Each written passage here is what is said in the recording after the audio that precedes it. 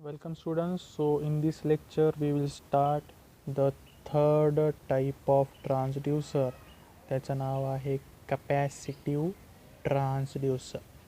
So what is the transducer? So transducer is basically a device which converts physical quantity into electrical quantity. Why we convert physical quantity into electrical quantity? कारण की physical quantity can not be measure directly, ते directly measure करता येत नाही. त्याचप्रमाणे physical quantity can not be transmit over the long distance. Physical quantity हे जास्त लांब आपण ट्रान्समिट करू शकत नाही, पण इलेक्ट्रिकल क्वांटिटीला आपण we can transmit over the long distance with the help of wired or wireless technique, and we can measure the voltage with the help of voltmeter. त्याच्यामध्ये आतापर्यंत आपण बघितलं रेजिस्टिव्ह ट्रान्सड्यूसर, इंडक्टिव्ह ट्रान्सड्यूसर आणि आता आपण बघतोय कपॅसिटिव्ह ट्रान्सड्यूसर. तिन्ही ट्रान्सड्यूसरमध्ये input काय होतं? Linear displacement. So input is a linear displacement आणि what is the output? Output is a voltage. पण तिन्ही ट्रान्सड्यूसरमध्ये वर्किंग प्रिन्सिपल हे वेगवेगळं आहे. आता कपॅसिटिव्ह ट्रान्सड्यूसरमध्ये काय होतं आहे? Linear displacement is converted into voltage. Linear डिस्प्लेसमेंटचं कन्वर्जन कशामध्ये होतं आहे? व्होल्टेजमध्ये. पण हे कन्वर्जन जे होत आहे it is because of the due to change in a capacitance. आता ट्रान्सड्यूसरचा कोणता पॅरामीटर चेंज होतो आहे? कपॅसिटन्स चेंज होतो आहे. आणि कपॅसिटन्स चेंज झाल्यामुळे डिस्प्लेसमेंटचं कन्वर्जन कशामध्ये झालं आहे? व्होल्टेजमध्ये. So capacitive transducer is a device or transducer which converts linear displacement into voltage due to change in a capacitance of the transducer. Next point आहे की कपॅसिटिव्ह ट्रान्सड्यूसर हा कसा आहे? Passive transducer. म्हणजे डिस्प्लेसमेंटला व्होल्टेजमध्ये कन्वर्ट करण्यासाठी it requires external power supply. याला काम करण्यासाठी, याला आउटपुट देण्यासाठी एक्सटर्नल पॉवर सप्लायची गरज आहे. तर सिम्पली याच्यामध्ये आपल्याला काय यूज करायचं आहे? कपॅसिटर यूज करायचा आहे. डिस्प्लेसमेंटमुळे कपॅसिटरचा कपॅसिटन्स चेंज होईल आणि कपॅसिटन्स चेंज झाल्यामुळे आउटपुटमध्ये काय भेटणार आहे? व्होल्टेज. तर एकच गोष्ट लक्षात ठेवायची की कपॅसिटिव्ह ट्रान्सड्यूसरमध्ये काय व्हायला पाहिजे? कपॅसिटन्स चेंज व्हायला पाहिजे. लिनियर डिस्प्लेसमेंटमुळे कपॅसिटन्स हा चेंज व्हायला हवा आणि कपॅसिटन्स चेंज झाल्यामुळे त्याचं आउटपुट व्होल्टेज हे चेंज होईल. तर कन्स्ट्रक्शनमध्ये आपण बघूया पहिलं basics. So in construction we are seeing the basics of the capacitor. तर कपॅसिटर म्हणजे काय? It is a passive component which stores energy in the form of electrical field. तर कपॅसिटर काय करतोय? It is a passive component which stores energy in the form of electrical field, म्हणजे it stores the voltage. आणि inductor काय करत होता? L. It is a passive component which stores energy in the form of magnetic field. बरोबर. तर त्याच प्रकारे capacitor काय करतो? It stores electric field. आणि कपॅसिटर कन्सिस्ट ऑफ, त्याचं कन्स्ट्रक्शन बघितलं, it consist of two plate, upper plate and the bottom plate. So दोन सारख्या प्लेट आहेत, एक आहे अप्पर प्लेट आणि दुसरी आहे bottom plate. And C is a symbol of capacitor. तर हे सिम्बॉल आहे कपॅसिटरचं. याच्यामध्ये दोन पॅरलल प्लेट आहे, एका खाली एक. तर हे आहे सिम्बॉल ऑफ द कपॅसिटर. तर कन्स्ट्रक्शन जर बघितलं तर बघा, ही जी प्लेट आहे, this plate is a top plate. बरोबर, आपण सांगितलं top plate and the bottom plate. आणि खालची कोणती आहे? Bottom plate. बरोबर.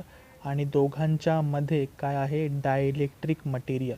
डायइलेक्ट्रिक मटेरियल म्हणजे काय? एक प्रकारचं इन्सुलेटर आहे. तर दोन्ही पण प्लेट कशा आहेत? मेटल प्लेट आहेत. बरोबर.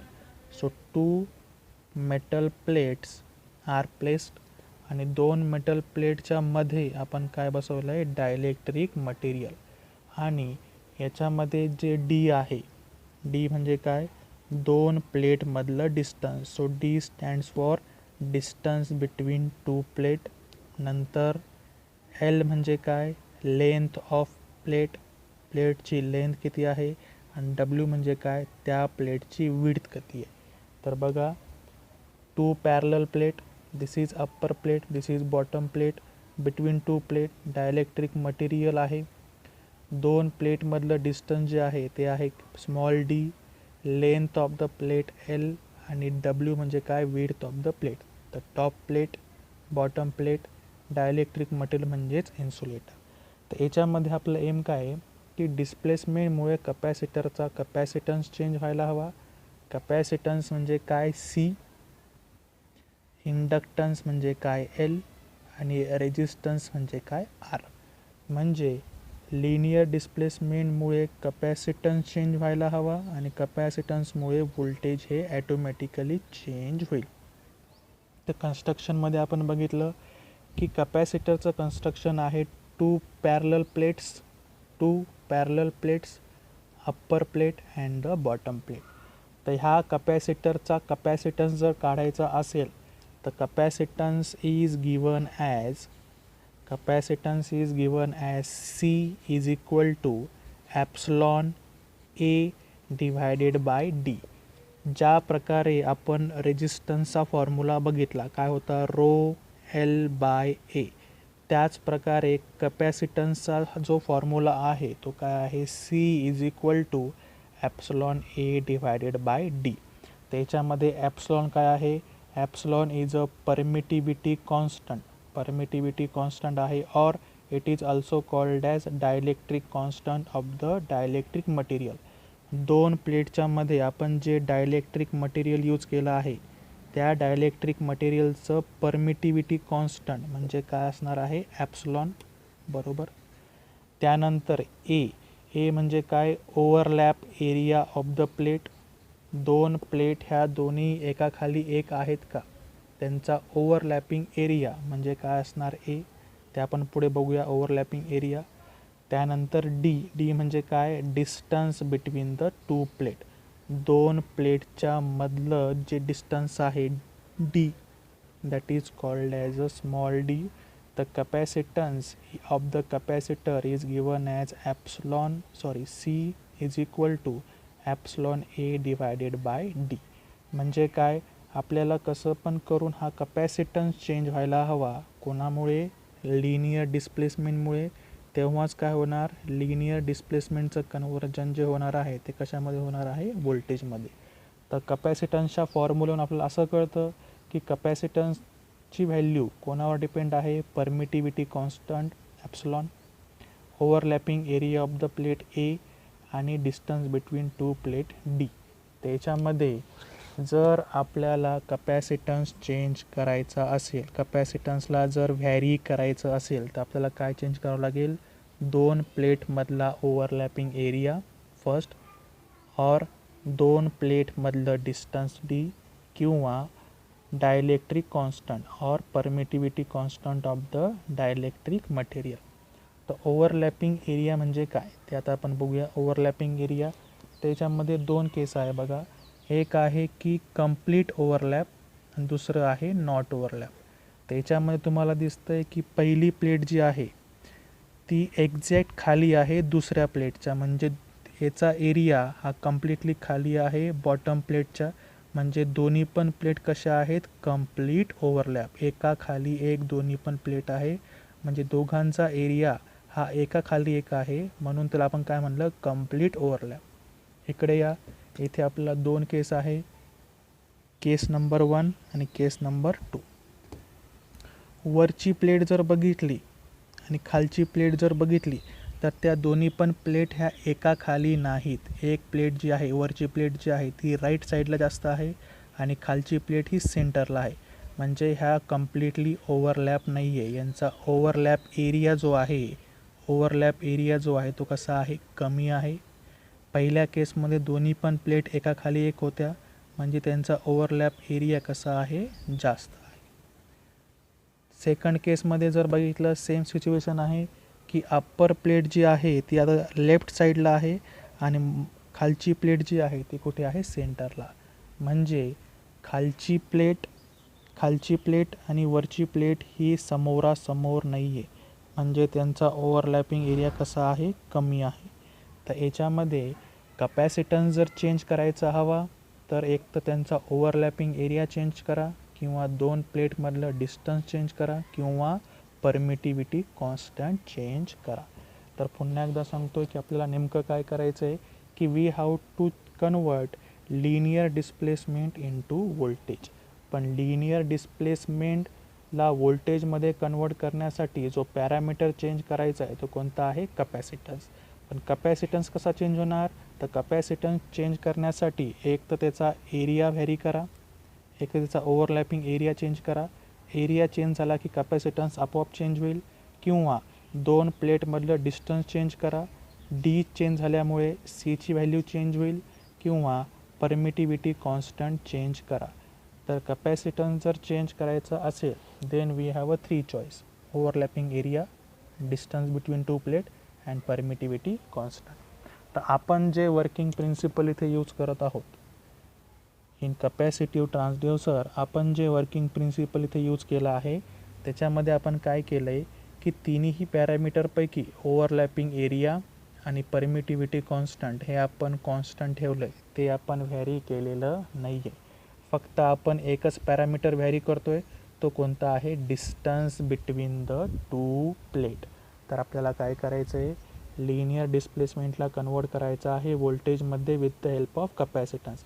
आणि कपॅसिटन्सला व्हॅरी करण्यासाठी आपण काय व्हॅरी करणार आहोत? Distance between the two plate. ज्या प्रकारे रेझिस्टिव्ह ट्रान्सड्यूसरमध्ये रेझिस्टन्स चेंज करण्यासाठी आपण काय चेंज केलं होतं? लेंथ ऑफ द वायर और लेंथ ऑफ द कंडक्टर. त्याच प्रकारे कपॅसिटन्स चेंज करण्यासाठी आपण आता काय व्हॅरी करणार आहोत? Distance between the two plate.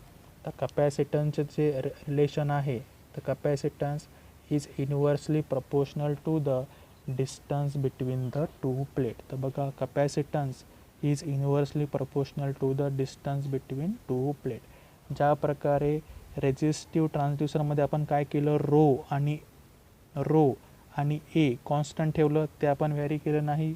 फक्त रेझिस्टन्सची व्हॅल्यू आपण कशी व्हॅरी केली? With the help of varying the L. म्हणजे रेझिस्टन्सची व्हॅल्यू आपण व्हॅरी केली with the help of length of the wire. त्याच प्रकारे कपॅसिटन्सची व्हॅल्यू आता व्हॅरी करायची आहे with the help of distance between two plate. नंतर कपॅसिटन्स व्हॅरी झाल्यावर त्याचं व्होल्टेज, म्हणजे व्होल्टेज अक्रॉस द कपॅसिटर, हे पण व्हॅरी होणार. तर दोघांमधलं रिलेशन जे आहे ते कसं आहे? V is equal to Q divided by C. तर क्यू काय आहे की electrical charge on the plate. तर कपॅसिटर काय करतो? It stores the electrical field. Electrical field store करतो म्हणजे काय? It stores the voltage. आणि व्होल्टेज स्टोअर करण्यासाठी आपल्याला काय लागणार? चार्जेस लागतील. तर हे चार्जेस जे आहे ते म्हणजे काय असणार? क्यू. तर क्यू म्हणजे काय? Electrical charges on the plate. प्लेटवर असलेले सर्व इलेक्ट्रिकल चार्जेस म्हणजे क्यू. नंतर सी म्हणजे काय? सी म्हणजे कपॅसिटन्स ऑफ द कपॅसिटर. तर सी म्हणजे काय? It represent the capacitance. आणि व्ही म्हणजे काय? Voltage across the capacitor. तर ह्याच्यामध्ये आपण काय म्हणलं की कपॅसिटन्स आपण व्हॅरी करू with the help of D. आणि त्यानंतर व्होल्टेज आणि कपॅसिटन्सचं कसं आहे रिलेशन? की voltage is inversely proportional to the capacitance. तर voltage is inversely proportional to the capacitance. तर फ्लो लक्षात घ्या कसं होतंय. डिस्प्लेसमेंटमुळे दोन प्लेटमधलं डी चेंज होणार. बघा, इनपुट जे आहे लिनियर डिस्प्लेसमेंटमुळे दोन प्लेटमधलं डिस्टन्स चेंज होईल, डी चेंज होईल. डी चेंज झाल्यामुळे कपॅसिटन्स हा चेंज होणार, आणि कपॅसिटन्स चेंज झाल्यामुळे आपल्याला आउटपुटामध्ये काय भेटणार आहे? व्होल्टेज हे भेटणार आहे. तर sequence linear displacement, distance between two plate change होईल, कपॅसिटन्स चेंज होईल, आणि कपॅसिटन्समुळे आउटपुट व्होल्टेज हे चेंज होणार आहे. तर पुढचं जे वर्किंग प्रिन्सिपल आहे ते आता आपण बघूया. आपण काय सांगितलं की कपॅसिटन्सला चेंज करण्यासाठी आपण काय चेंज करतोय? Distance between the two plate. त्याच्यामध्ये जो आपण ट्रान्सड्यूसर यूज केला आहे त्याच्यामध्ये आपण काय केलं आहे की transducer using change in a distance between two plate.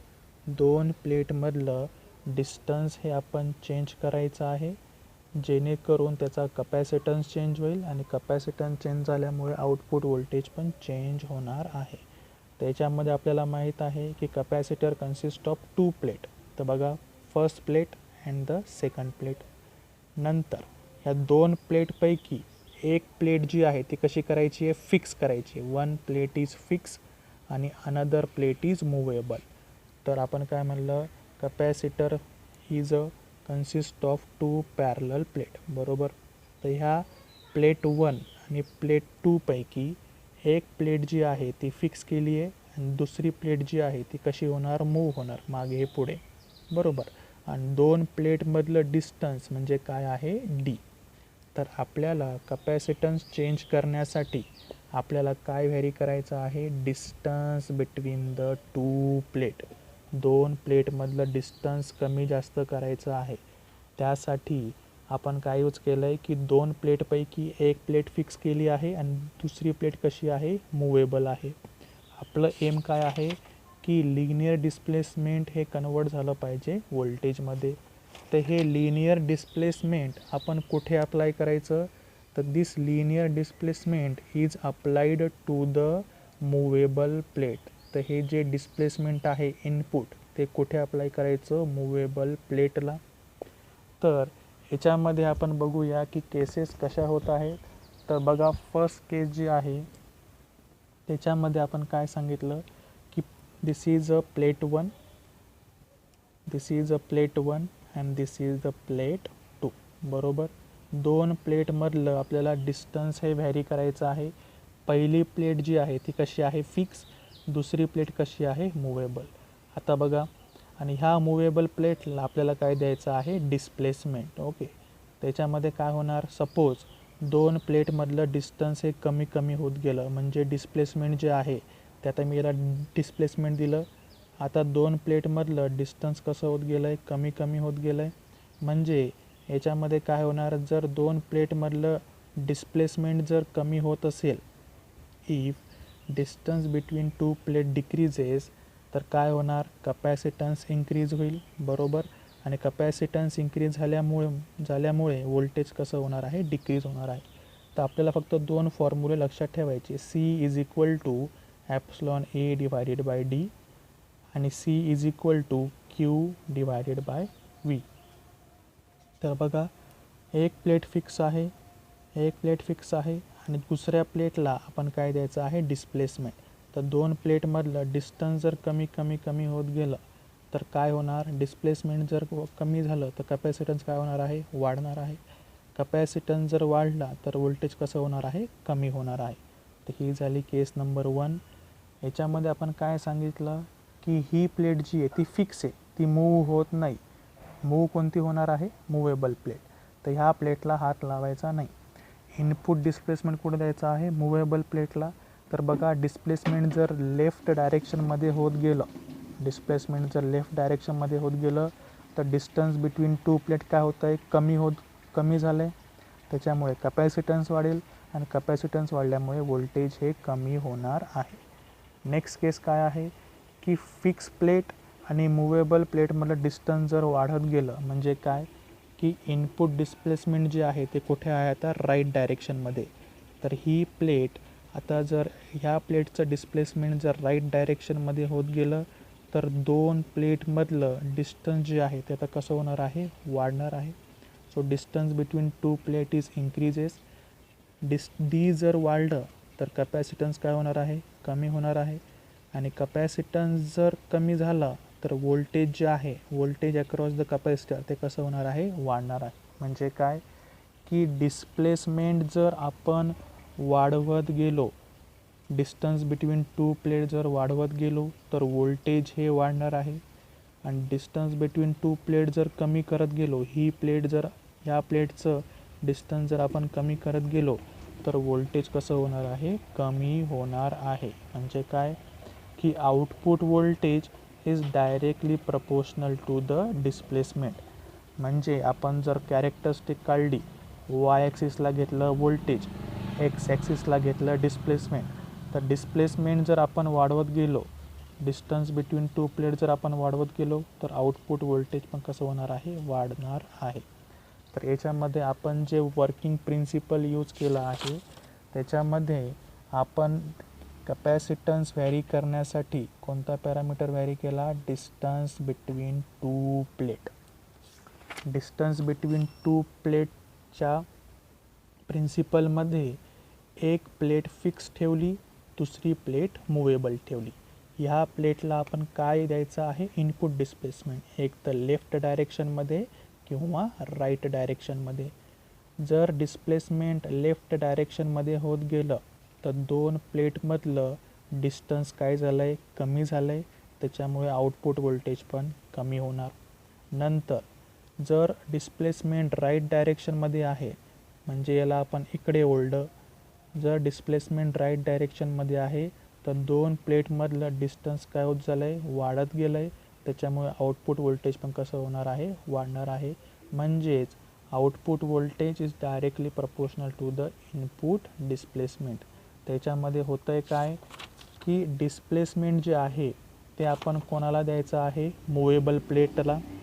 त्या डिस्प्लेसमेंटमुळे दोन प्लेटमधलं डिस्टन्स हे व्हॅरी होईल आणि डिस्टन्स व्हॅरी झाल्यामुळे त्याचा कपॅसिटन्स हा व्हॅरी होईल आणि कपॅसिटन्स व्हॅरी झाल्यामुळे कपॅसिटरच्या ॲक्रॉस आउटपुट व्होल्टेज पण कसं होणार आहे, व्हॅरी होणार आहे. तर हे झालं आपलं कपॅसिटिव्ह ट्रान्सड्यूसर, ज्याच्यामध्ये आपण काय केलं आहे, लिनियर डिस्प्लेसमेंटला कन्वर्ट केलं आहे व्होल्टेजमध्ये with the help of capacitance. तर कपॅसिटन्स कसा व्हॅरी करणार, तर कपॅसिटन्सचा फॉर्म्युला बघितला, epsilon A divided bye T. तर आपण जे प्रिन्सिपल यूज केलं आहे त्याच्यामध्ये कपॅसिटन्स व्हॅरी करण्यासाठी आपण काय यूज केलं आहे, distance between the two plate, overlapping area आणि एप्सिलॉन कॉन्स्टंट ठेवला, त्याला हात लावला नाही आहे. तर कपॅसिटन्सची व्हॅल्यू कशी व्हॅरी केली आहे, तर with the help of distance between two plate. तर ह्याच्यामध्ये आपण काय केलं आहे की कपॅसिटरमध्ये आपल्याला माहिती आहे दोन पॅरलल प्लेट असतात, प्लेट 1 प्लेट 2. तर दोन प्लेटपैकी एक प्लेट फिक्स केली जी फिक्स आहे आणि दुसरी कशी केली, मुवेबल. तर मुवेबल प्लेटला डिस्प्लेसमेंट द्यायचं आहे लेफ्ट डायरेक्शनमध्ये किंवा राईट डायरेक्शनमध्ये.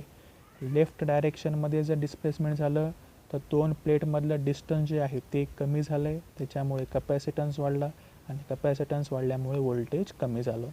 नेक्स्ट, मुवेबल प्लेटला जे डिस्प्लेसमेंट दिलं इनपुट ते जर राईट डायरेक्शनमध्ये होत असेल तर दोन प्लेटमधलं डिस्टन्स हे वाढलं. बघा, दोन प्लेटमधलं डिस्टन्स हे वाढलं. डिस्टन्स वाढल्यामुळे कपॅसिटन्स कमी झाला आणि कपॅसिटन्स कमी झाल्यामुळे आउटपुट व्होल्टेज हे वाढलं. म्हणजेच काय की output voltage is directly proportional to the displacement. म्हणजे डिस्प्लेसमेंट जर आपण वाढवत गेलो राईट डायरेक्शनमध्ये, डिस्प्लेसमेंट जर आपण वाढवत गेलो राईट डायरेक्शनमध्ये तर आउटपुट व्होल्टेज पण कसं होणार आहे, वाढणार आहे. तर इथे डिस्प्लेसमेंट म्हणजे काय, distance between the two plate, small D, distance between the two plate. जर दोन प्लेटमधलं डिस्टन्स जर वाढत गेलं तर आपलं आउटपुट व्होल्टेज पण कसं होणार आहे, वाढणार आहे. तर हे होतं आपलं कपॅसिटिव्ह ट्रान्सड्यूसर. हे आहे त्याचं बेसिक्स.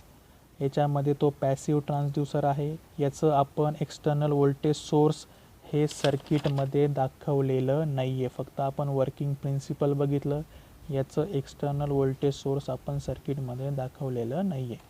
तर याच्यामध्ये कन्स्ट्रक्शनमध्ये की कपॅसिटन्सची व्हॅल्यू कोणावर डिपेंड असते ते आपण बघितलं. तर epsilon A divided by D म्हणजे कपॅसिटन्स चेंज करण्यासाठी आपण काय चेंज केलं आहे, distance between the two plate. तर ते आपण बघितलं. कपॅसिटन्स हा व्हॅरी होणार according to the distance between two plate. Capacitance vary झाला तर व्होल्टेज हे व्हॅरी होईल. त्यानंतर आपण जे प्रिन्सिपल यूज केलं आहे त्याचं नाव काय आहे, transducer using change in a distance between two plate. एक प्लेट फिक्स, दुसरी प्लेट मुवेबल आणि दोघांमधलं डिस्टन्स हे कमी जास्त होईल कोणामुळे, डिस्प्लेसमेंटमुळे. आणि हे डिस्प्लेसमेंट कुठे अप्लाय करायचं आहे, मुवेबल प्लेटला. तर डिस्टन्स एक तर कमी होणार किंवा डिस्टन्स एक तर जास्त होणार. तर डिस्टन्समुळे कपॅसिटन्स कमी जास्त होईल आणि कपॅसिटन्स कमी जास्त झाल्यामुळे त्याचं आउटपुट व्होल्टेज पण कसं होणार, कमी जास्त. म्हणजे output voltage is directly proportional to the displacement. Displacement म्हणजे काय की distance between the two plate. Distance between the two plate. So distance between the two plate जर वाढत गेलं तर व्होल्टेज पण कसं होणार आहे, वाढणार आहे. तर हे होतं आपलं overall about the capacitive transducer. Basic construction, working principle आणि त्याचं actual working with the help of distance between two plate. तर हे होतं आपलं कॅपॅसिटिव्ह ट्रान्सड्यूसर. थँक्यू.